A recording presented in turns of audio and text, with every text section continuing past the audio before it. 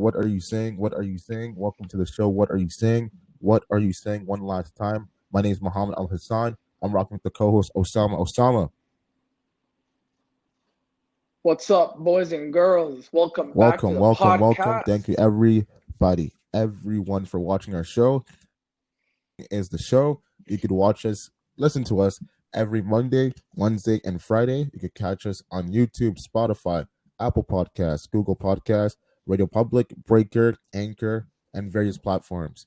Follow us at Ways 2.0, at Ways 2.0. Make sure to follow Osama at his personal page at Kusa300, at Kusa300. You can follow myself at Mohammed.global. One last time at Mohammed.global.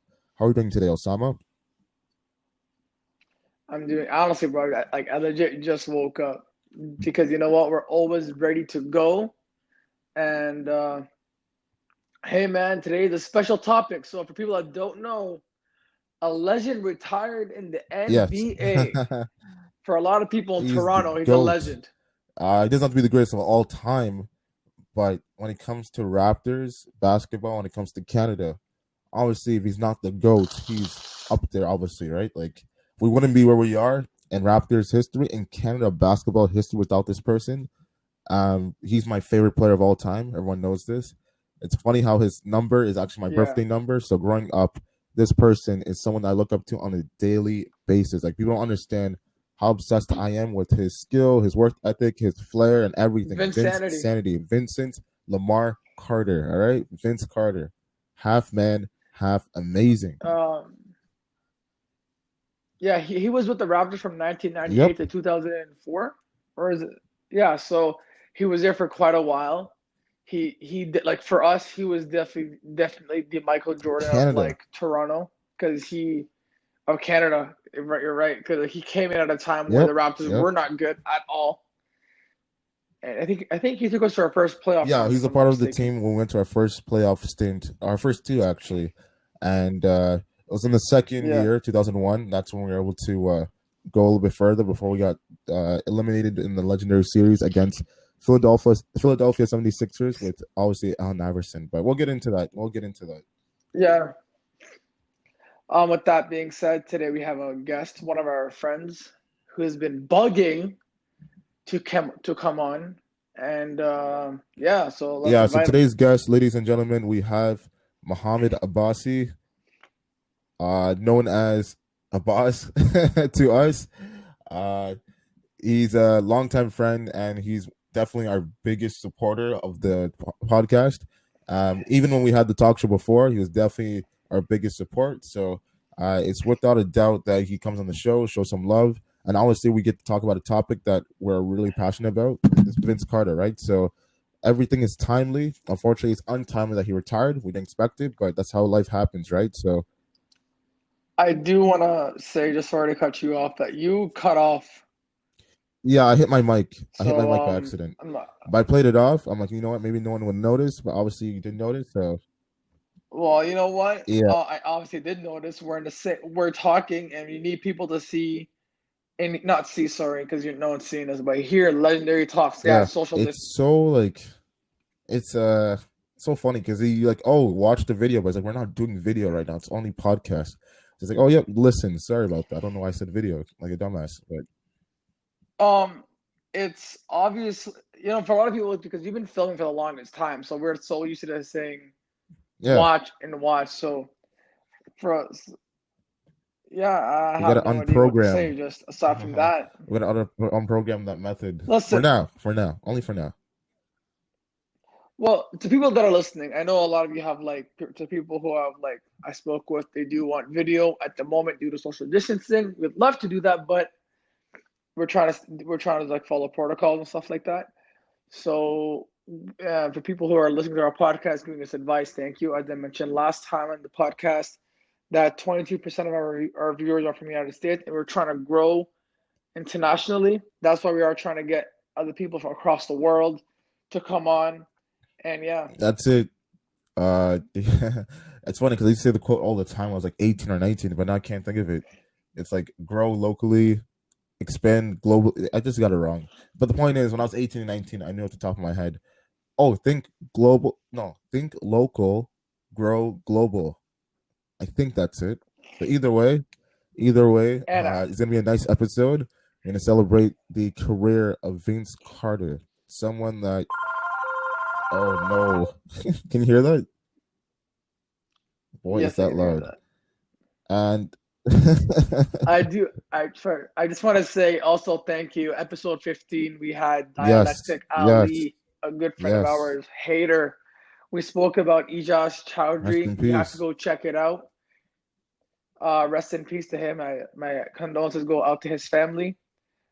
I do want to say that that was an amazing episode. Yes, we know it was short because that's all the time we had, unfortunately. However, we have spoken and we have all agreed to bring him back because it was Hmm. an amazing episode. Yeah, incredible episode. Yeah, So for his followers that are listening, you're like, oh, he's only on for a short time. I know. We are yeah. sorry. He's gonna We're he's gonna gonna bring come him back. back. He's gonna come back. That's a beautiful thing about recording, especially using an app like Anchor. Uh, Before you have to worry about scheduling people's meeting times and all that stuff, both Anchor at the drop of a dime wherever you are, let's record, right? So we'll definitely bring him back. Beautiful episode. So much things to unpack within that episode. Very powerful. And we'll make sure to have better content, more guest speakers, very aware in different subject matters. Like they know what they're talking about and they're able to break it down in a way where we could all understand, right? And that's the beautiful thing about Ways as a platform, as a medium, right? It's all about building ground while sustaining a mental fortitude, which is not what is not granted in most places, right? Most media places or podcasts or shows. Yeah. So that's what we want to do. That's what we stand for. So the fact that people like it and acknowledge us and keep giving us the flowers that we want, obviously we're just starting out, so we don't want flowers now. We got to earn it, right? So we appreciate it and we love you guys for it. So that's the that's the beautiful thing about it. You know, you know what's funny is like, you know what's What? funny? Vince Carter's Why? funny. No, I'm just playing. I'm just playing. He's an okay guy. I just want to say for a lot of people, I know the topic is Vince Carter, and I really got into basketball. I just want to say from now, so if you don't hear me talking as much, you're like, why isn't Osama talking? Reason being is I wasn't that big, like I wasn't that big Mm-hmm. of a basketball fan back in the day. So I was a pretty a hockey fan, still am, by the way. I became a hockey fan in maybe the last decade. So while I talk about Vince Carter, of course, because I obviously know who he was, and if you don't know who he is, you're definitely living under a rock. Oh, that's no, because I Definitely remember living under back a in rock. those days. Because now, obviously, everything's more mixed, so people could like social media. Even if you don't follow a sport, you know everything and stuff. But back then, like you followed a sport, like the newspapers, TV shows, and everything. So, like, if you loved hockey, you loved hockey. You didn't care for basketball at all. Like you're just tracking news for hockey, Yeah. vice versa. But it's amazing how, like, you said that. Actually, you weren't the only one because I knew other people as well. But it's amazing how, like, people did not watch Vince Carter in his prime. Is that a boss? Yeah. Hello? Hey, welcome. Assalamualaikum. How are you Welcome, guys? son, bro. Welcome to the show. We're good. We're good. We're good. This guy went Islamic on us, bro. Can you guys hear me loud Yeah, and you're clear? good. You're good. Can I hear you loud and clear? All right, check. All right, guys, welcome back. It took the guest a long time to come in, disrespectful, and he's the one that asked to talk about this topic. Wow. No, I'm playing. Wow. I love. They're gonna We're do sending that, some bro. love. We're sending some love. Hey, listen, man. When you come on, what are you saying with me and Muhammad? You're gonna get roasted, Bro, You're you gonna don't think get I roasted. wouldn't know? You actually, you are the first guest to get roasted. You are the first guest to get Wow. roasted. So I'm welcome so welcome honored. to. You're welcome. Anyways, guys, as Muhammad was saying, today's topic is Vince Carter, his legacy. It's a 20 he retired for 20, like it was a 22-year Yes. season, if I'm Yeah. not mistaken, right, boys? All right, so let's start talking about him entering the NBA. Let's start from the beginning. So when he first got drafted to Golden State, but then Toronto Raptors took him from the goal. I Yeah. believe it's how it started. Yeah. So yeah.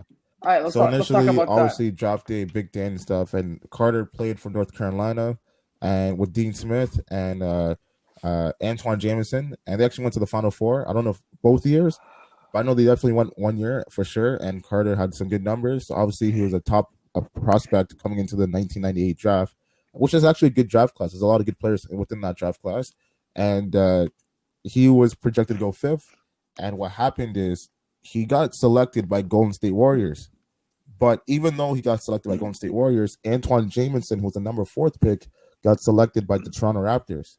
But what they didn't know was there was a deal going on behind the scenes at the exact same time. Toronto actually wanted Vince Carter the whole time.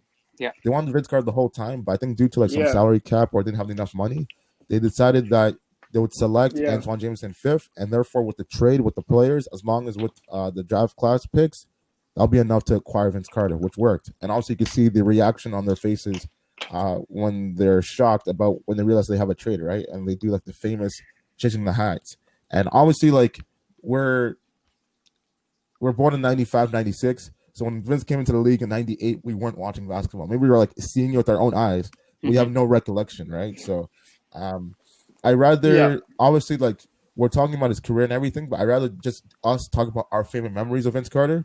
Because, like, for me to talk about his whole career, I could do that. But at the same time, it's like I followed Vince, right? But not everyone else really followed him, right? People had like different memories and different like favorite moments of him from different parts of his career. So I think we just focus on that. Obviously, that's better than just to like give like a Wikipedia breakdown of his career, because not even a Wikipedia. If most of our viewers watched him only for 2 to 3 years before he left, they're not gonna really want to hear about his whole career as far as a breakdown. That'd be more suitable for like a sports like podcast and stuff, right? Yeah. And whose phone was that? Yeah. Not mine. Oh, that's my. Damn it. This guy says, whose phone was that? It's your phone, man. African household, man. I just want to say, I would like to say, but before we get on to the podcast, if you are Instagram, please follow us on WAYS 2.0. You can follow my Instagram, Kusa300. You can follow my co-host, Mohammed Al-Hassan, on Mohammed.global. Remember, we do always drop on Mondays, Wednesdays, and Fridays. Let's get back to the podcast. Now, talking about Vince Carter, Osama, what is your first like memories of Vince Carter? Was he someone that used to watch on the regular, or like what was Vince Carter to you growing up? So we were just talking about this before Abbasi came. So for a lot of people that don't know, I grew up as a hockey fan ever since I was like a kid. And I always heard about Vince Carter, but I never really digested him in his prime. Like, if you were a basketball fan from 98 to 2004, I would say, like, you got, even if you were a 90s kid, you still got to digest him in his prime, playing in the early 2000s. So for me, I would say memories of Vince Carter is like, as I really got into basketball, that wasn't really his prime though. Cause like, I don't have any memories of him not that I can think of. I remember with Muhammad, because like Muhammad, he would always speak about it. He would tell me like what he did. You, Muhammad, Nathan, all these guys, like all my friends would always talk about him. Like back when we were younger, like they would tell me stories, and a lot of these stories like sounded, I want to say like hyperbole.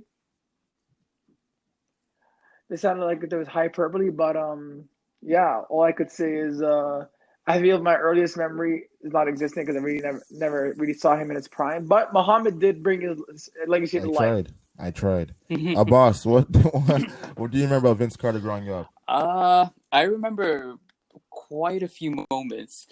In fact, I actually made a top 15 list. If you guys want to hear it, I researched Mohammed when you texted me about the timing of the meeting and everything. I said, cool. I got into my research mode right away, and went on to researching some of the moments that I thought of in the moment, actually. So if you guys wouldn't mind, I'm gonna share you like the top 15 moments, and if you guys want to comment, feel free to. Is that cool with you guys? Yeah. All right, perfect. Yeah.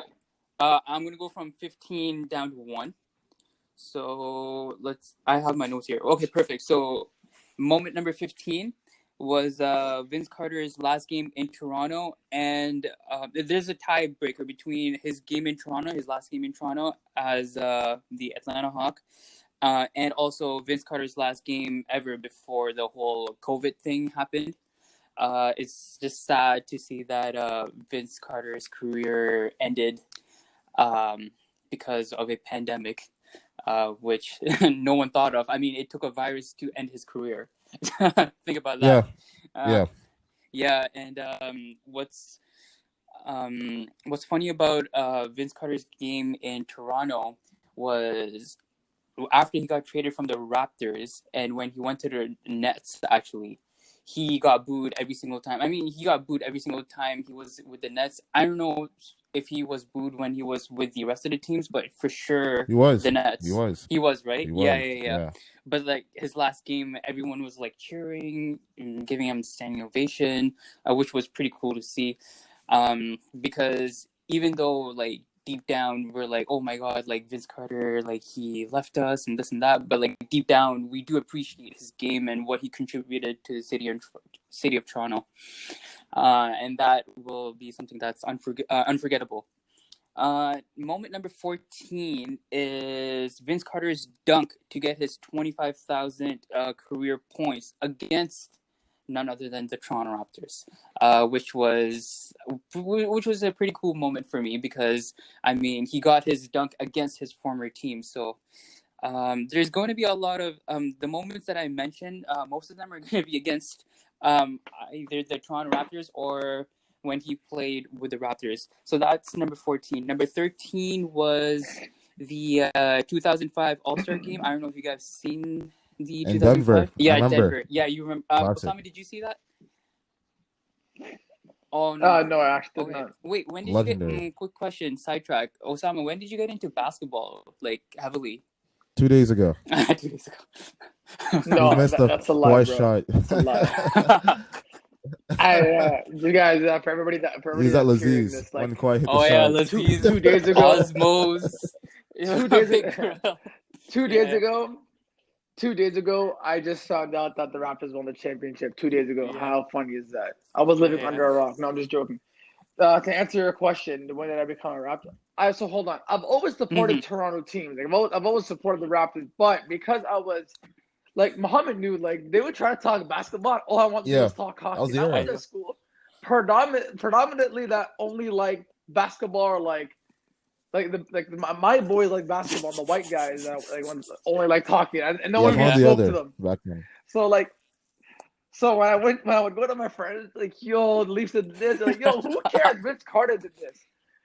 But yeah, so like I believe I became a Raptors fan. I want to say like 2008-ish, but I wasn't watching basketball religiously. I started watching basketball religiously maybe like 2011, 2012. Like I would keep up with their stats. Yeah.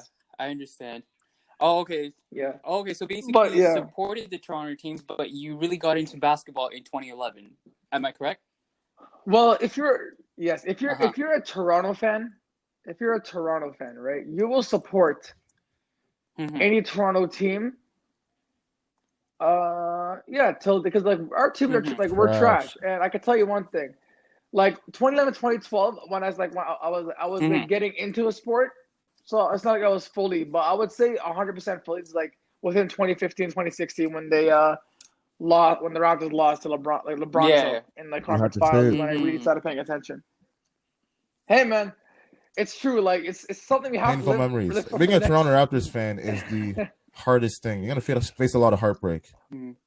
Well, you do. Let Abbasi finish his top 15 list, but I do want to talk about about how is it growing up as a Toronto fan and seeing your team not do well with.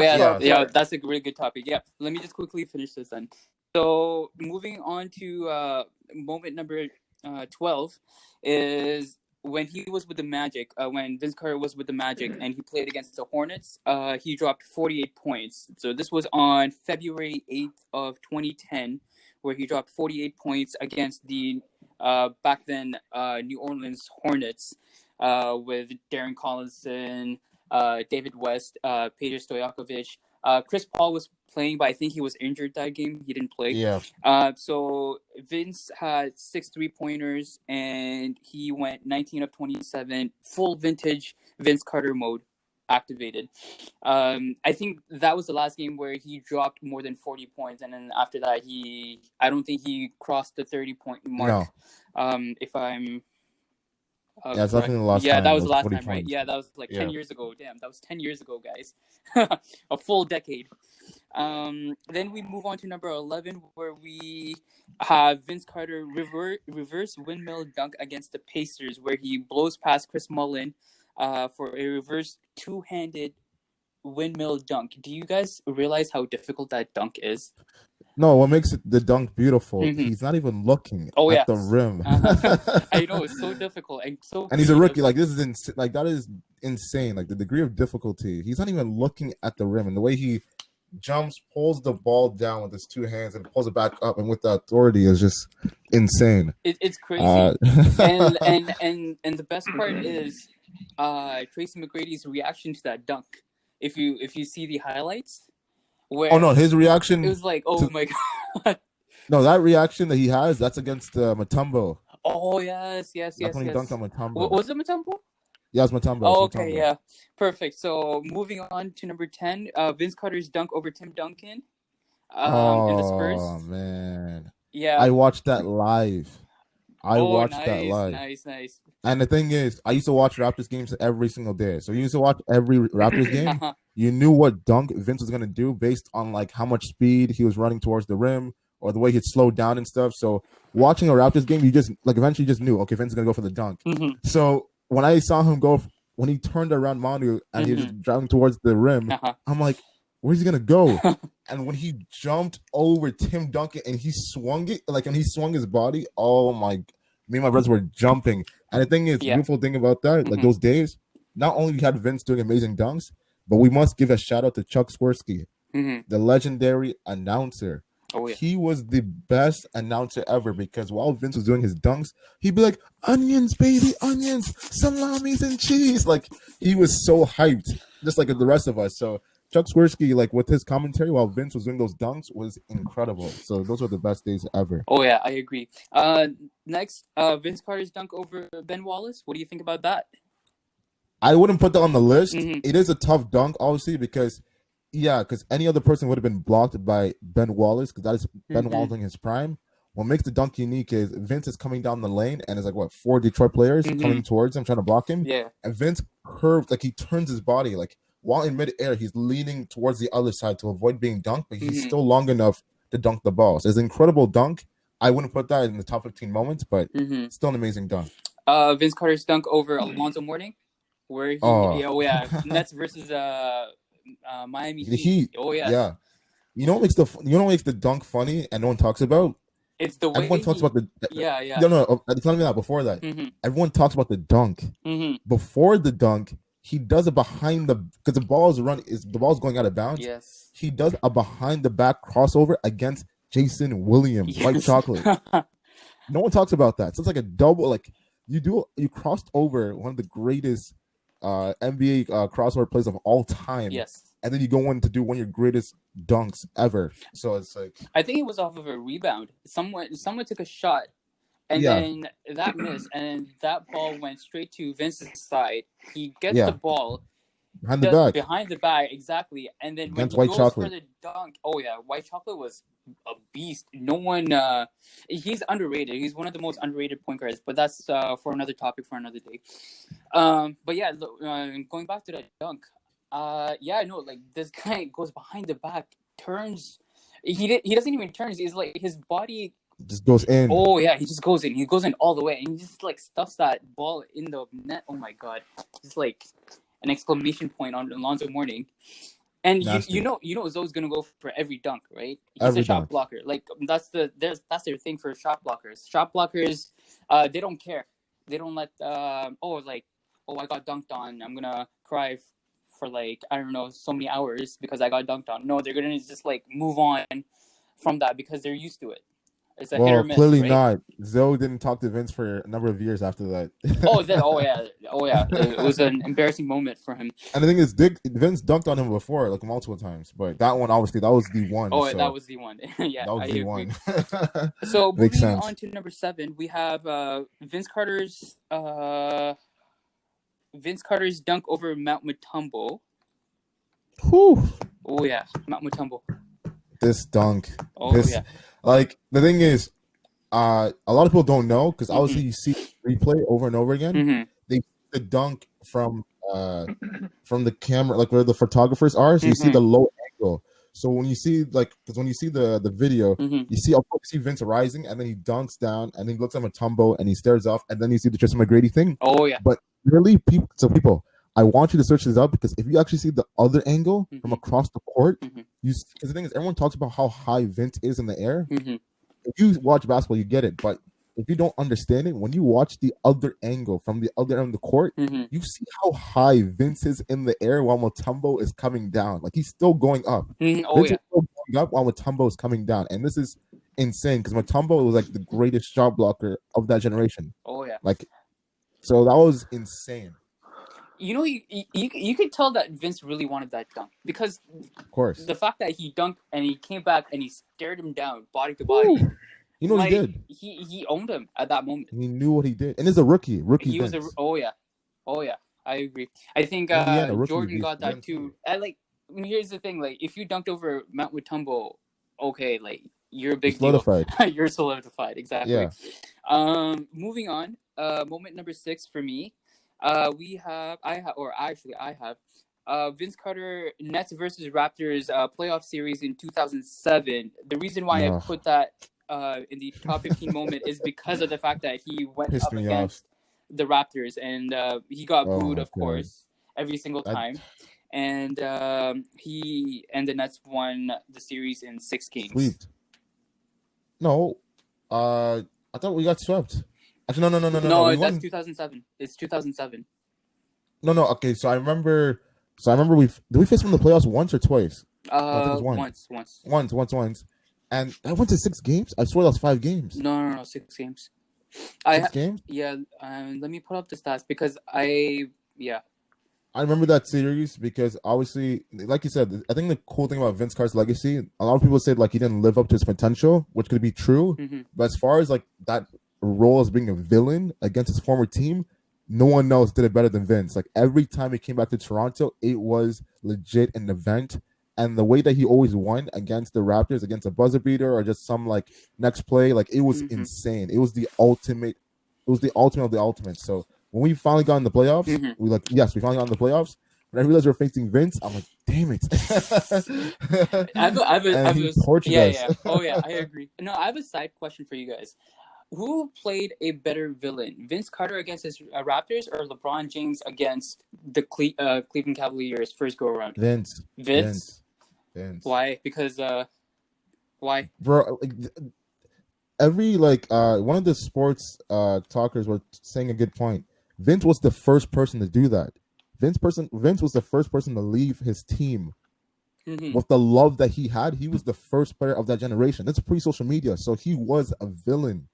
That I'm pretty sure it's on your list. I hope it's on your list. His first visit to Toronto is that on your list? Oh yeah. Okay, we'll talk about that later. Yeah. So the point is, that ripple effect, still hurted for the next 15 to 16 years until he finally got accepted in 2014. Well, LeBron and everyone else get accepted after 3 to 4 years, especially social media. But this is like real hate that Vince had from the fans of Canada, the whole country. So we'll talk about that later. But that easily Vince. But the thing with that was with LeBron, I felt like the fact that he came back and then he produced and gave the city of Cleveland championship. Did you think that kind of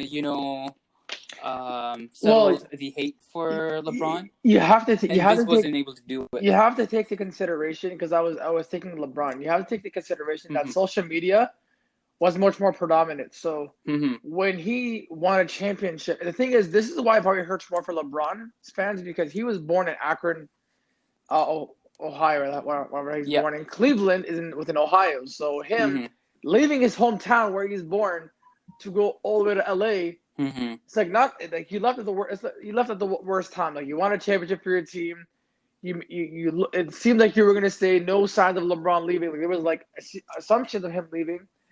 But going to Mohammed's point about why Vince Carter left, social media at that point was irrelevant. So like if you heard assumptions on social media now, you don't care because like the feeling is gone and hate. It's like whatever, this guy's gonna leave. But the suspense of seeing him wearing a different hat and saying I'm gone hurt fans. They're like, damn, this guy really left. Like, But that was only with LeBron. It's only 3 or 4 years. Vince had to suffer the hate for the next 16 years. I know, Remember, but the he's thing not is, a superstar anymore. the He's thing- just like a regular person, and the- people are like, "No, I hate you." Like anyone from thing is, Toronto, people, like, I hate you. I guarantee people when he goes back to Cleveland, he's still gonna get booed. Like he's still LeBron, no, bro. Some people, some no, fans. everyone forgives him. I'm telling you, there's some fans that we do not know. Actually, we don't know all of them. They probably are still hating the fact that he's in LA, and he gave up because had he stayed in Cleveland, who knows? They could have probably won another championship, and then it would have not allowed Toronto to like. Even if had he stayed in Cleveland, talk about this right now. Kawhi in Toronto, who knew who would have moved on? Wait, so No, if LeBron, yeah. What do you say about Boss? Wait, so Osama, you're saying if LeBron stayed in Cleveland and not went to Miami or not went to LA? No, he's talking about LA. LA. When he went back to LA. Oh, okay. No, I don't think. No, they had to leave. The team was trash. Yeah, no. Yeah, exactly. No, like, I'm not talking about team is trash or not. You You're have, talking you about have loyalty, to, right? boys. You got to take out the fan. You got to take out the fan. Fans are not objective at all. They just want their boy to stay. I'm gonna tell you right now, Kawhi Leonard. Even though we had the money to pay him, as a fan, you're like, oh man, if this guy stays another 5 years, that's another guaranteed 3 championships, maybe. If like, yeah. But as a LeBron, fan, Cleveland fans don't hate LeBron. They're like, okay, bro, it's since he left. Mohammed, you don't know that But because they don't we don't hate him we compared don't, to. bro. We don't know these fans because like I guarantee fans are out there probably saying at the time when Carter left Toronto, yeah, we got Carter. Why are you guys mad? Like you guys are trash anyways. Fans are fans no matter what they're gonna say. We can't speak for other fans. Like yes, maybe they have forgiven him, but But it's the whole there's- country, Osama. But there's probably still a small majority of fans. Even LeBron spoke about it when he went back to when he went to LA the first year and he went back. He's like he got booed. He was getting booed. There's still fans that are gonna feel a certain way because they're that passionate about the game. Yes, they probably forgave him, but when they see that player, you're like, oh, you're here. I'm gonna make sure you hear those boos. Well, the thing is, obviously they're gonna hate him, boo. But when he come back and win them a championship, when he leave again, they're like, okay, he already did what he had to do, so therefore we're okay with it. Because they have a feeling that he might come back again. LeBron will probably go to Cleveland again before he retires. That's why they're not. That's why it's not really uproar. Like you won't even. Mohammed, you even say that? that? You say that? I don't believe so. He's gonna retire in LA. Osama's right on this one. No, Mohammed, I think he'll go back. Mohammed, no, because like he. I'm not saying for like a max deal. I'm saying like a like at the end of the road, like he might do like a 10-day contract. No, I like disagree that. with that. No. Do you know why I say that? No, because like I know we're going off topic, but here's what I want to say about the villains. Right now, he went to LA not only for basketball, but also in a sense to pursue his Hollywood, Hollywood, because like he's been in movies before, and after basketball is done, he's not gonna like go coach. Like you're not gonna see LeBron coaching unless he wants to like buy a team, which makes sense. He does. And I know, like I've heard him say that he express his emotion buying a team, but I can see him in movies. Now, can I see him like going back to Cleveland, maybe as an owner, maybe as a part owner, maybe as a GM, who knows?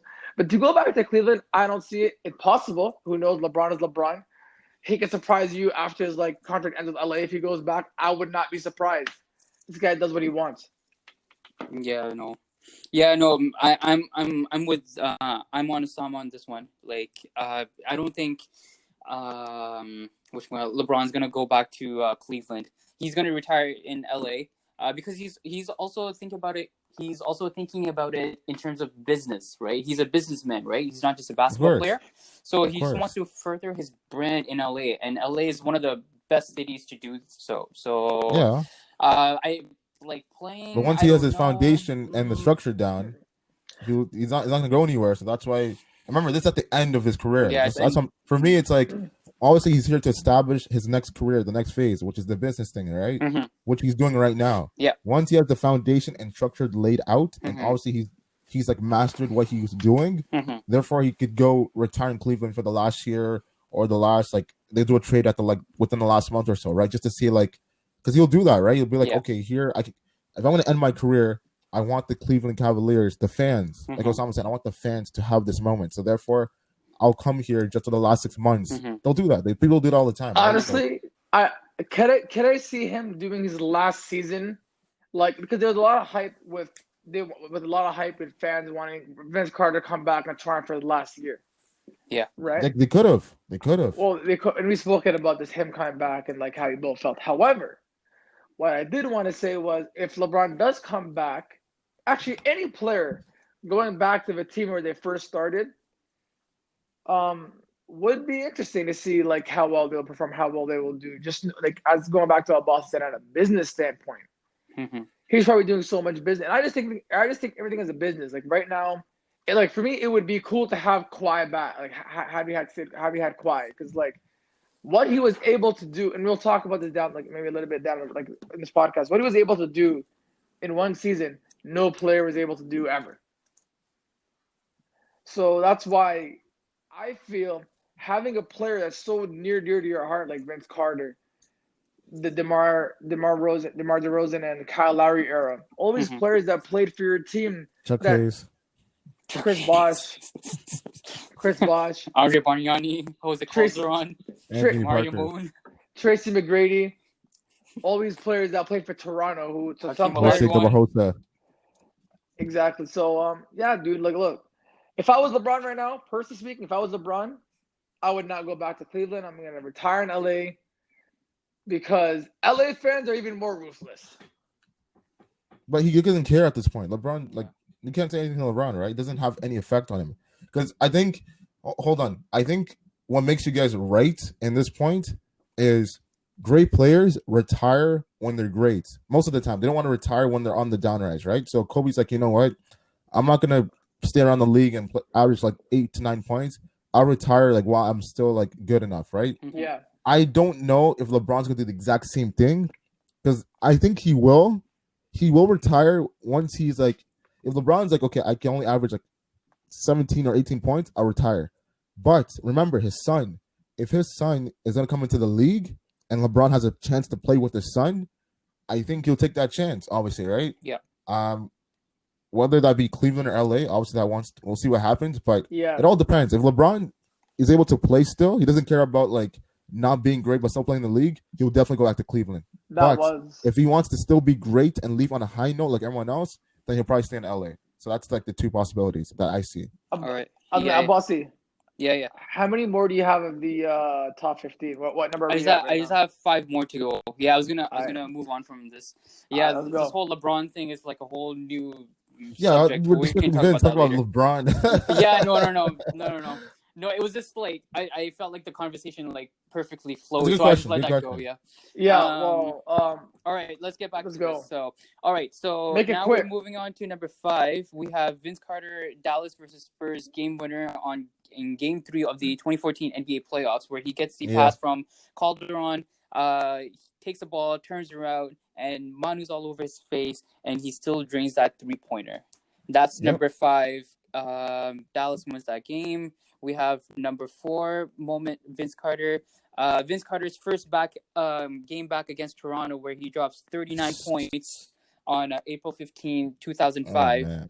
And right from the get-go, he didn't even go to the morning shoot-around. Vince Carter was, when he played, he was welcomed by the fans with boos. And that game, that boo. Oh yeah. Is the greatest boo out of all sports. Oh yeah! Like if you take in all the moments of a former player, beloved player returning to their city, that boo that the Raptors gave Vince is the greatest cheer of boos you'll ever hear. Like there's actually a video. They did Vince compared to LeBron, compared to like Tracy McGrady, other people. Like Vince, like the boo that he got that same energy for like at least the next 5 to 6 years. So that's why it's like for me, no player will ever be hated more by a city, like their former franchise, than Vince was. Well, dude, not by a city, but the whole country. Dude, it's also what I said earlier. When you found out, like I'm going to use Kawhi as an example. When you were finding out like news on Kawhi, like this, I guess leaks, you're not as upset because you're like, okay, you're not gonna fault someone for going home 1 and 2. When you find out on social media, it's not as irritating, but pre-social media, when you see a player you grew up watching, you thought will never leave, you thought was going to stay in Toronto no matter what, like a Kobe Bryant, rest in peace. Yeah. Then of course you're going to be upset. That fire is going to fuel because you don't have Twitter to go like to see your Facebook or Instagram always like places where they have news on players. So I know what Mohammed's coming about. Like Vince Carter got heat for so long. Each time he came back to Toronto, he was getting booed. And the thing is, remember, the reason why it makes it more hurtful is because remember, Raptors had no one else. So when he left, it's like, bro, we're screwed. Like we have no superstar. We're gonna suck for the next few years. Like it was terrible. Had he stayed and like Chris Bosh was also on the team, hey man, that would have been a strong team. Like Vince was the cornerstone of the Toronto franchise. Like he literally put Toronto on the map as soon as Toronto became part of the NBA, right? Yeah. And that's why I think he in my opinion, he is one of the greatest players in Raptors history because he was literally the pioneer of Raptors basketball. Like one of course. For me, he's the GOAT.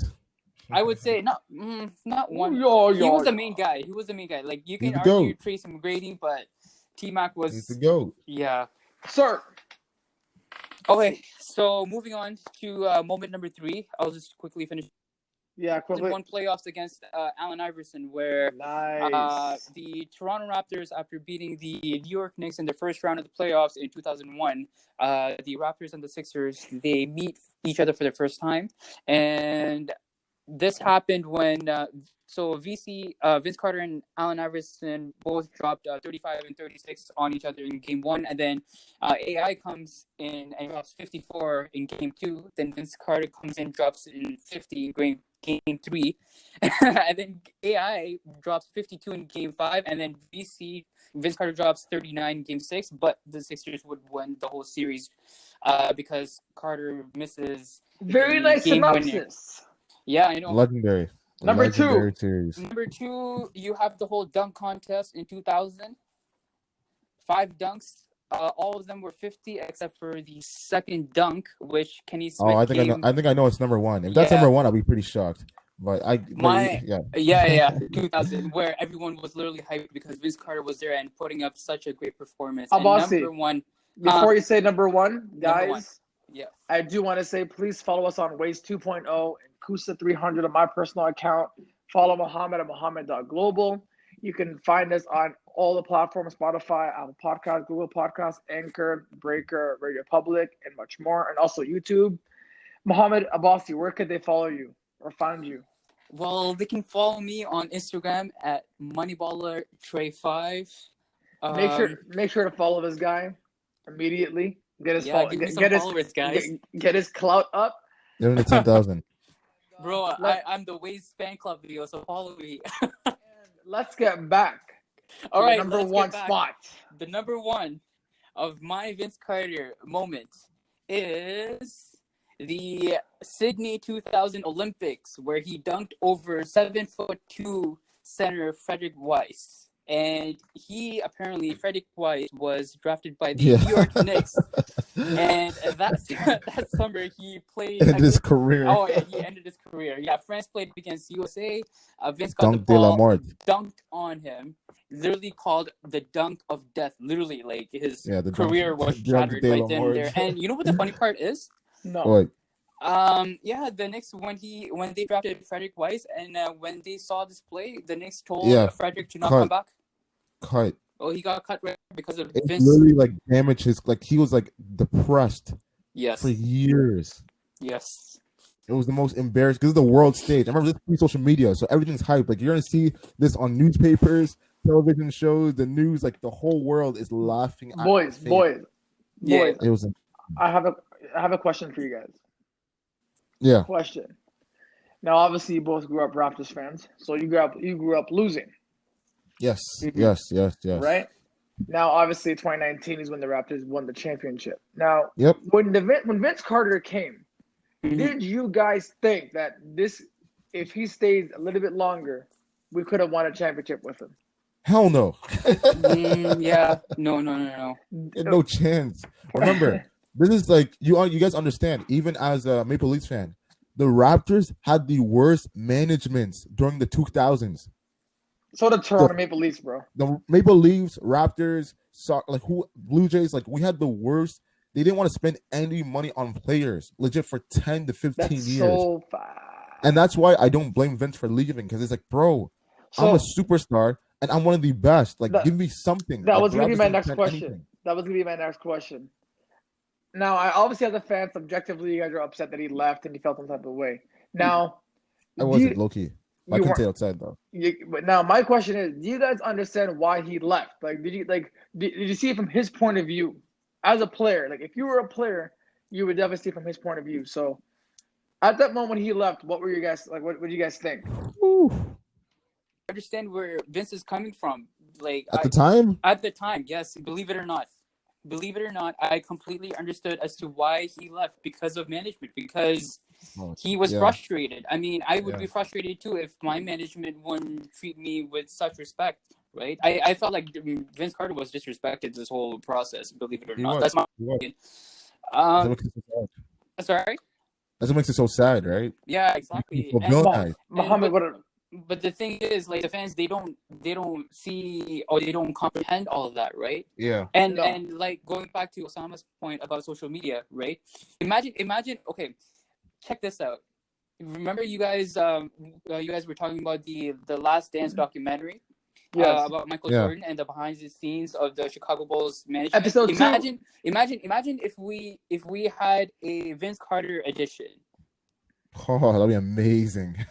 Well, to add on to your point, add on to your point, sorry to cut you off. No, it's all good. Who knows? Maybe they look. The thing is, the last year of a player's contract, you can sense if he's gonna leave or stay. He probably voiced his opinion that he's gonna leave to management, but they're not gonna say nothing because in their minds they're like, well, we're gonna do our best to sign you in their heads. So maybe, who knows? Maybe they did do a documentary, but maybe you have no idea they did or they didn't. They're just gonna wait for the perfect time. But I know one thing: if they did film a documentary for Raptors, it's definitely for the 2019 season when Kawhi Leonard came. Or maybe they should do that time lapse thing like they did. That'd be incredible. Obviously, the organization, they have the most footage, right? So they'll definitely do that when the time comes, whether that's 10 years from now or 20 years from now. But when Vince left, the thing is, if you remember during that time, he was really annoyed. Like, he was voicing his opinions in the media all the time. So obviously he knew he was frustrated. And it makes sense. We weren't spending any money whatsoever. We're getting the worst of players. And he had to play with that. While his peers, Kobe, AI, Vince, T-Mac, Paul Pierce, all these guys are having playoff success, endorsement. Like, all Vince has was the popularity, because obviously he was electrifying, the flair with his dunks. Like, people loved him. But he wanted to do more than that. He wanted to be a championship player and want to prove that he's more than just a dunker. And the thing is, I remember, so the last game, he didn't even play. It was against Minnesota Timberwolves, and he was injured. So he was on the bench. And the funny thing is, KG almost fought Matt Bonner. He tried to punk him, and it was at home. And you can see on Vince's face, if you go back to that game, you can see on Vince's face that, like, he's had it.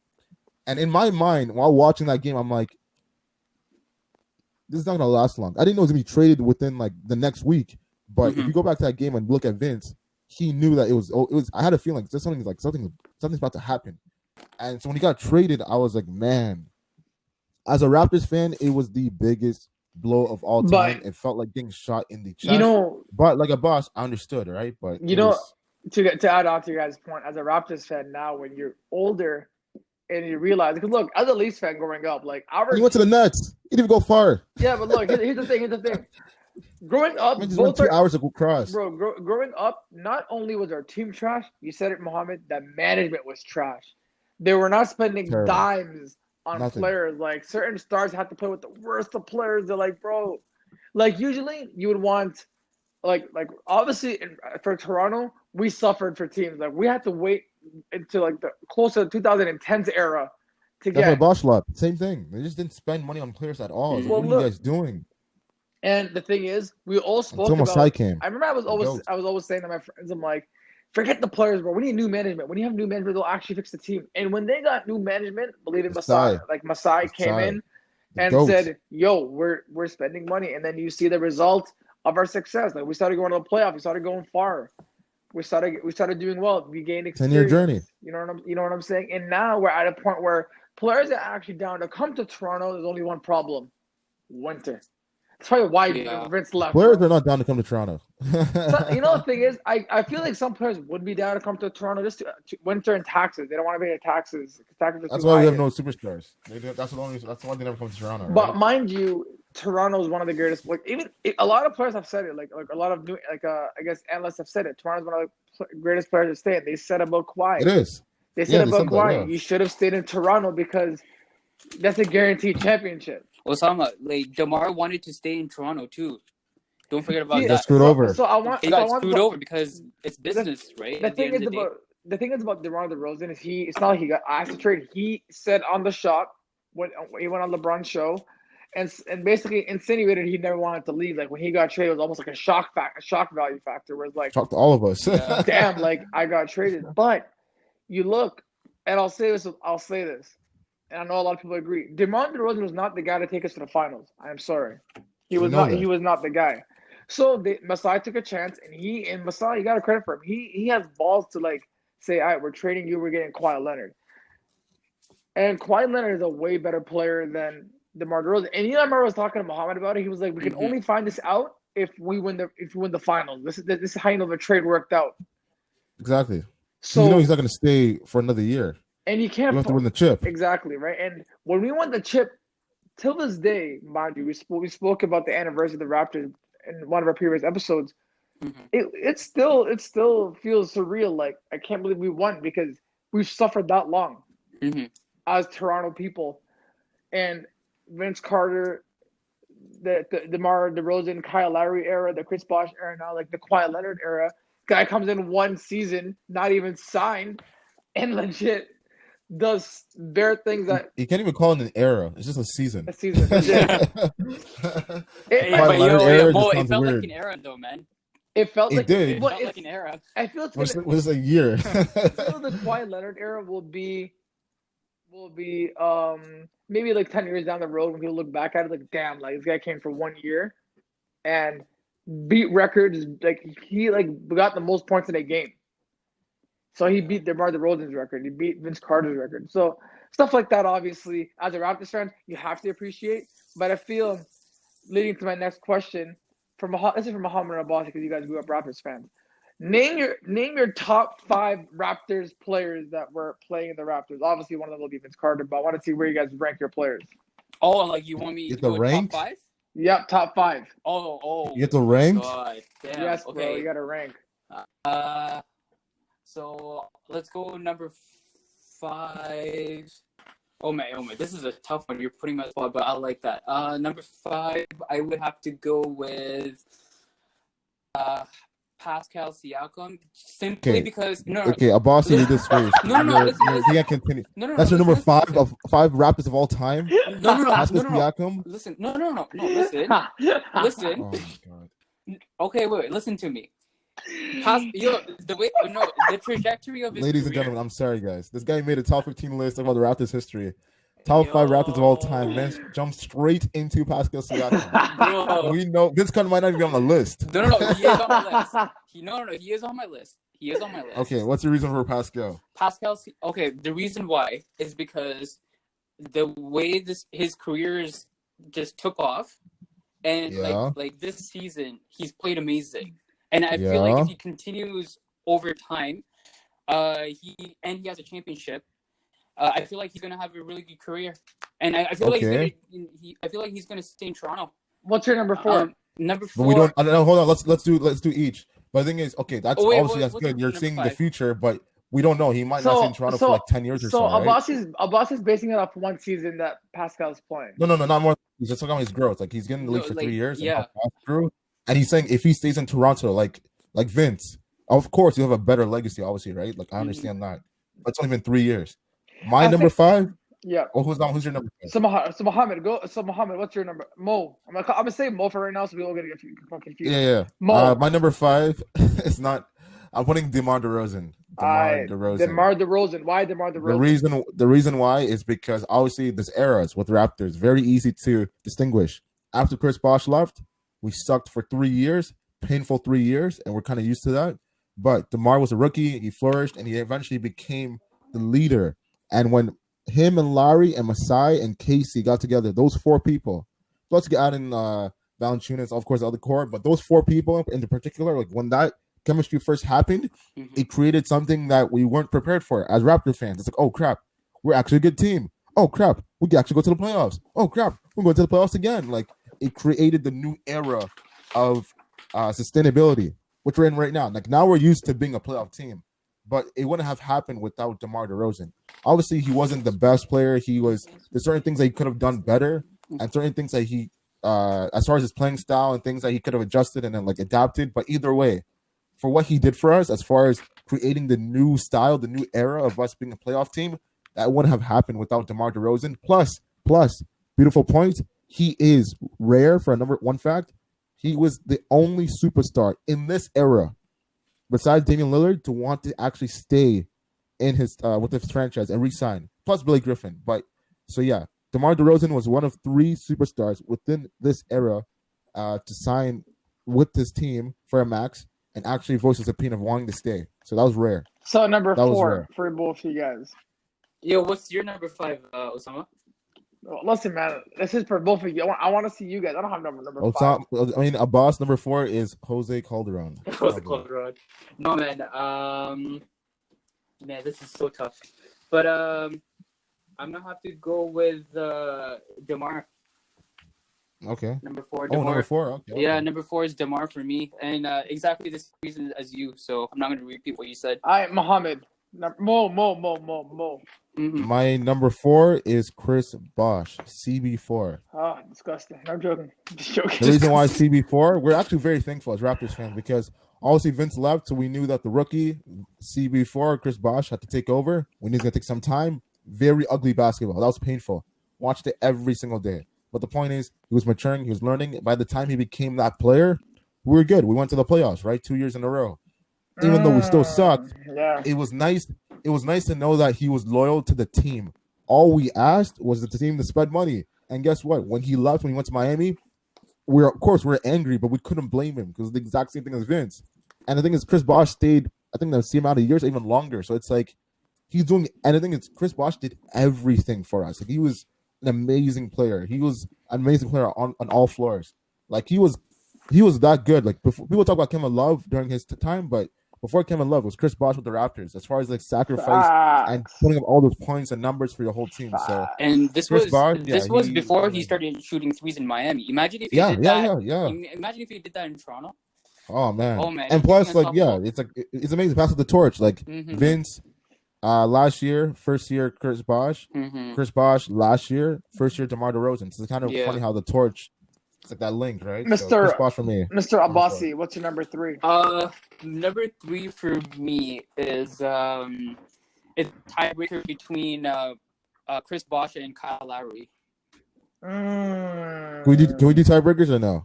Well, you guys didn't say it. You didn't say it. You can tiebreaker. That's not real. I guess you can now because you can't, man. That's not real. No, because no tiebreakers. You got to pick one. No one's gonna respect tiebreakers of us. No tiebreakers. That's what makes it fun. Okay, cool. Okay, so then I'm gonna have to redo my top 5 then. No, you're not. Of course, Pascal Siakam. No. He only because literally I was. But then I saw Pascal Siakam's game and his growth, like I said earlier. Abbasi, that's too much for you, bro. Abbasi, you are disqualified from the top 5, bro. What do you think I am? Max Kellerman? Look, listen. Put Spicy P. Look, this guy put Spicy P at number 5. This guy's not even like in his prime yet. Imagine if he was imagine if he was in his prime. It's funny that you mentioned that. Imagine if he's playing in Toronto and he's in his prime. Yeah. Of course. Yeah, but now we're looking back. You have 25 years. To look at it. How long has he been this season for? A couple of years now, like 4 years. 3 years, 4 years. Something like that. 3-4 years in the NBA. I'm not gonna.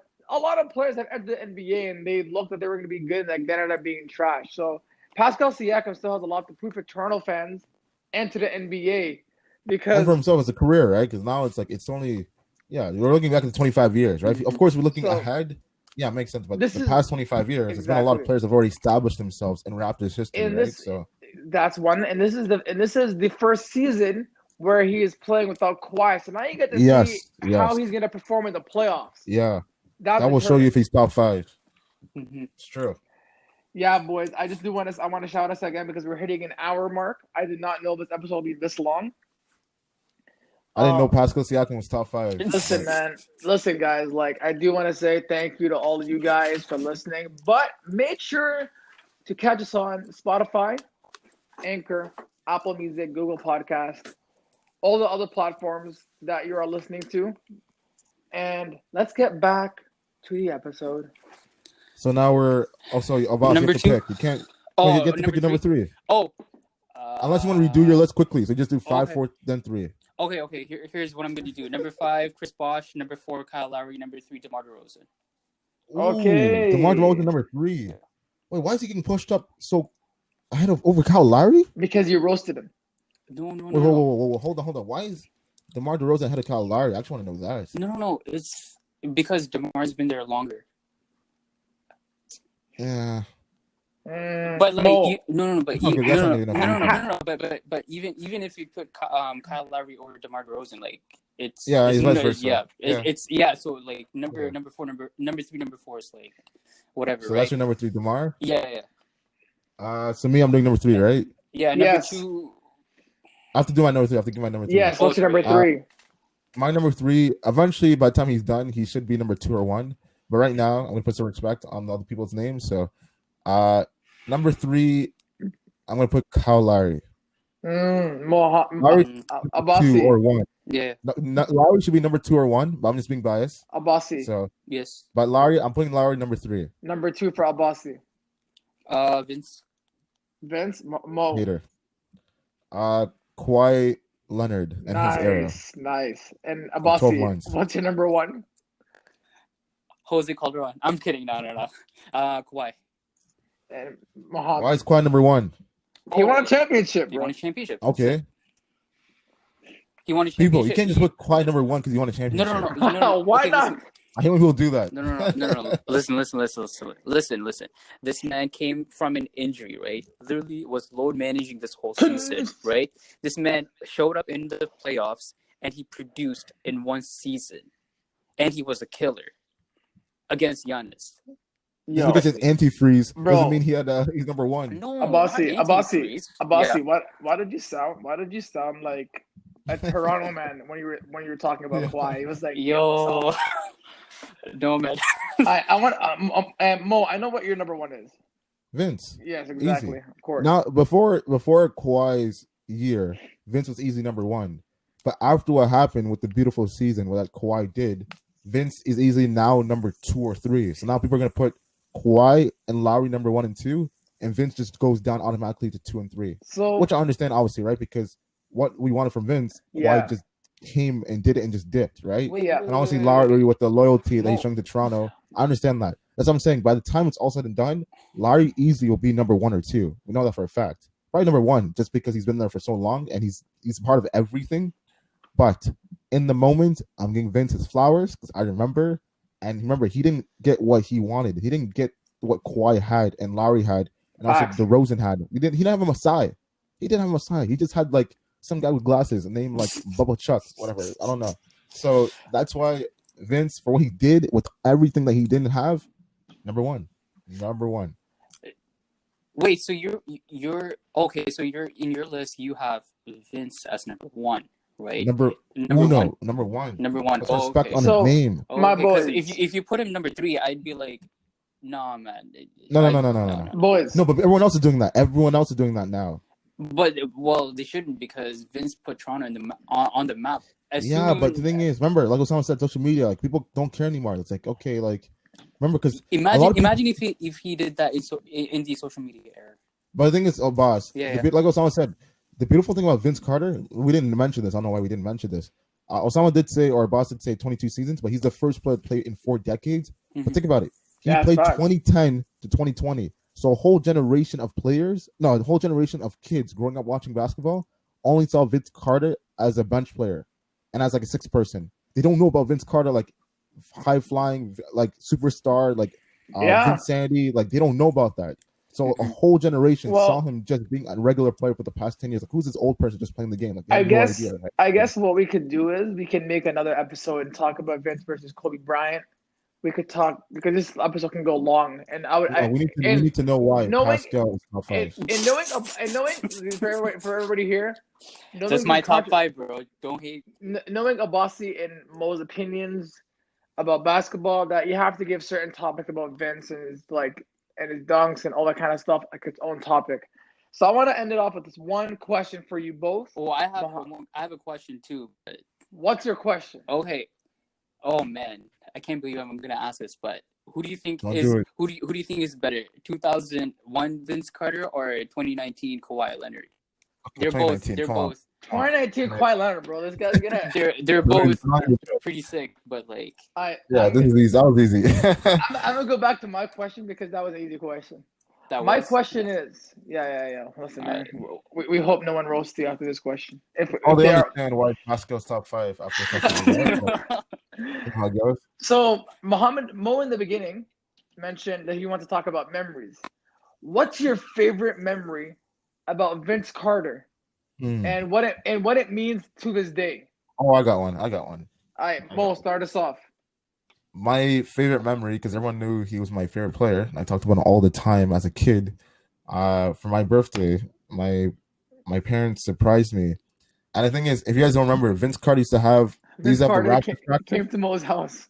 He used to have the Raptors, like the practice games. Like you could go out and watch them practice and stuff, right? Mm-hmm. They always begged my dad to take me to the games. I knew he wasn't going to pay. Like, no, you could just watch the TV, right? So since I love Vince Carter so much, I can stop talking about him.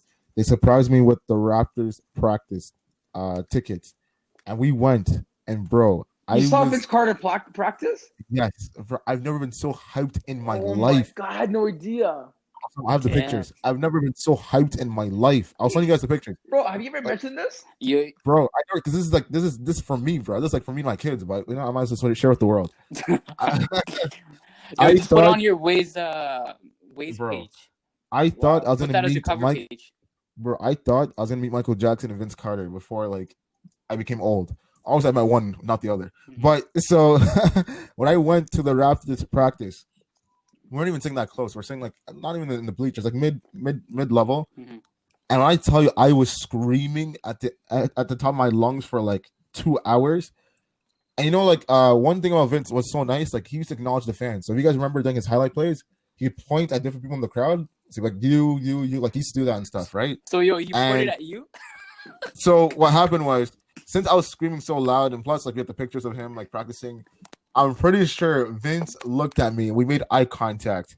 I wouldn't say I was crying, but I knew tears were flowing down my eyes. So I knew Vince saw me, bro. I knew he saw me. And this is Antonio Davis era. So this is what, 2002, 2003? So I'm pretty sure Vince saw me. We talked for a quick 2 seconds, and plus he did a windmill and all these. Bro, that was everything. After that, I'm like, you know what? If he leaves, I'm okay, bro. So that was the greatest Vince Carter moment for me. And Abbasi for you. Oh man, for me, when Pascal Siakam decided to call himself Spicy P, Spicy P, Spicy P, Spicy P. No. No, for me, my favorite Vince Carter moment would actually be the 2000 dunk contest. Because I watched it. Yeah. Because I remember all his moments. I forgot. Yeah, because he hyped up everyone, and this was the first All-Stars weekend back, because the previous season they had the lockout season and they didn't have the All-Star weekend. So this was the first of the decade, you can say, first of the era, whatever you want to call it. So the fact that he captivated his audience with his dunk, his swag, he lit that place up. So that would be my favorite moment. Abbasi, I want to thank you for coming on our podcast. I know you've been waiting. For a lot of people that don't know, we actually filmed the episode last year that has not came out, and he's been bugging to come on and voice his opinion. So we thank you for taking your time to come on here. You're welcome. Thank you. And guys, if you want to hear more about Vince Carter and his career versus his competitors like Kobe Bryant, all these other amazing players in his era, we will definitely do an episode doing comparison versus stats. With that being said, I hope you heard what me and Mohammed were saying, because if you didn't, you're definitely living under a rock. You can find us on Spotify, Google Podcasts, Apple Podcasts, and all the amazing platforms. Make sure to follow myself at Kusa300 and our Ways 2.0 account on Instagram. And Mohammed, where can they find you? You can find me at Mohammed.global. But sorry, before we end the episode, I want to say something very quick. Vince Carter said, like, even though he retired and everyone's sad and everything, he's like, one thing that's beautiful about my career, I came in a season that was shortened because of the lockout, and I'm actually leaving because of the virus. Like, I can't even, I ended my season because of a virus. So he's like, it's pretty sick how I came in a shortened season, and I'm actually going out in a shortened season. So I thought that was pretty cool. That is And very my IG is Mohammed.global. And with that being said, I hope you heard what me and Mohammed were saying. No, actually, I messed that up. Yo, you guys, before you guys finish, there's Mo. Do you know this podcast name, All the Smoke, by Matt Mars? Yeah, of course. Promoting other podcasts. No, I'm not. No, I'm saying. Listen, hear me out. Vince Carter actually talks about his past, and especially with what he had dealt with the Raptors. I watched it. Yeah, you watched it, right? Yeah, of course. So Kid in the candy store. Yeah. Well, with that being said, yeah, I guess this episode was basically about Vince Carter and his legacy and like his retirement primarily, and some comparisons here and there, and some stories. If you guys do want any, we'll definitely talk about his career and stuff like that. Obviously, with the NBA returning, makes sense. Abbasi, thank you. Thank you. Thank you for doing all the research and concluding that Pascal Siakam top 5. This is definitely the longest episode we've ever had. Yo. No. I think it's. I miss you guys. Second longest. It's the longest one. Are you sure? Yeah, it's the longest one. I thought we did one that was like. No, if you're talking about S Fields one, that's a little bit shorter. Oh, like by 3 minutes. Yeah, so this is the longest one. Abbasi, yeah, you're the longest one. Yo, no, Ways, no. Thank you so much for having me. I know I have some focused takes on certain things, aka leave hate comments under his page, please. We're saying spicy peas number 5. Whoever's listening to this podcast, please go follow their page, Ways 2.0. Follow Kusa300 and Mohammed.global. They're amazing people. We'll have your page in the bio, so people can follow check you out. Man. Yo, thank you for having me, man. May God bless you through this podcast. May God give you immense amount of success to you, Osama, and to you, Mohammed. Thank you. Many blessings, man. I mean, thank you, sir. I appreciate it, bro. Easy, bro. Easy, man. Take care, guys. Take care. Assalamualaikum. Alaikum salam.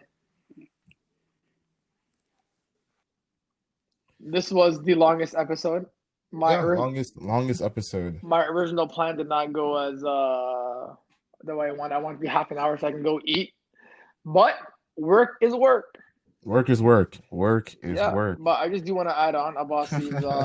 I'm hoping if Abbasi is still hearing at this point, I can't believe he said spicy pea number 5. It's gonna be a funny episode because like obviously like there's so much different turns and stuff.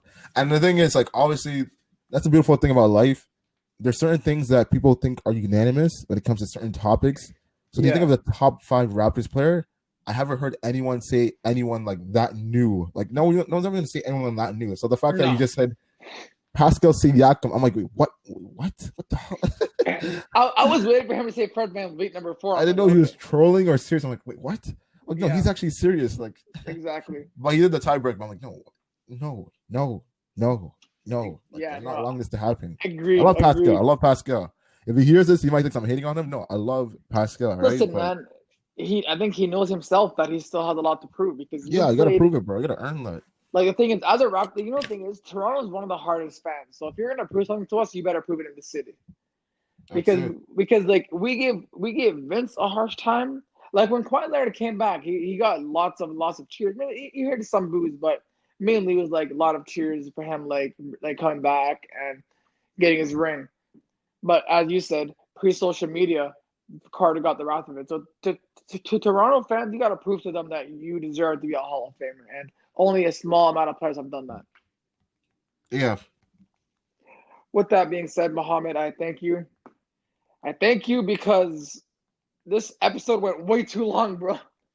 I know. It was a beautiful episode. It was A lot to beautiful. unpack. People, I'm beautiful. make sure to like, comment, share, and subscribe. If you agree, beautiful. If you do not, make sure to message the boss and tell him why. And Yes. that's the funny thing. So it's actually good. Well, hopefully we have more guests. We have hot topics that just like throw you off the wall, and we just talk about it, right? So Well, I do want to, yeah, I do want to thank our previous guests that we've had on this talk show: Olivia, Hater, Asil, and Lean. So thank you all you guys, and we want to have you guys back. peace. Peace.